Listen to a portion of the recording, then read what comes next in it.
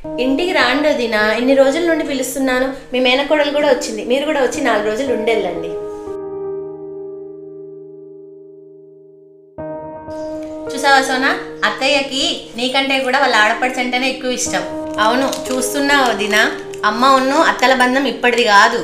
వాళ్ళు చాలా బాగా ఉండేవాళ్ళంట. మనకంటే కూడా వాళ్ళ బంధమే గొప్పది. లేకపోతే మీలాగనా ఏంటి? ఈ కాలంలో ఆడపడుచులు వచ్చి వదినకి పని పెంచడమే గాని పనిలో వదినకు కొంచెం కూడా హెల్ప్ చేయరు. కానీ మా కాలంలో ఆడపడుచు వస్తే వదినకి సగం పని తగ్గేది. అప్పడాలు చేయడము, వంటలో హెల్ప్ చేయడం, పచ్చళ్ళు పెట్టడము, ఇలా హెల్ప్ చేసేవాళ్ళు తెలుసా? అవునత్తయ్య, మా అత్తలు కూడా మా అమ్మకి పనిలో చాలా హెల్ప్ చేస్తారు.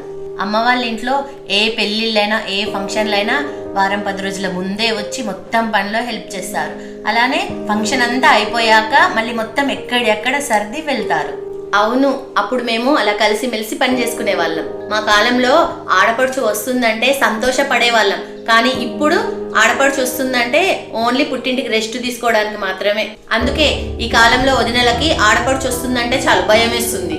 అవును సోనా, నువ్వు మీ వదినని భయపెట్టే ఆడపడుచు అవుతావా, సంతోషపెట్టే ఆడపడుచు అవుతావా?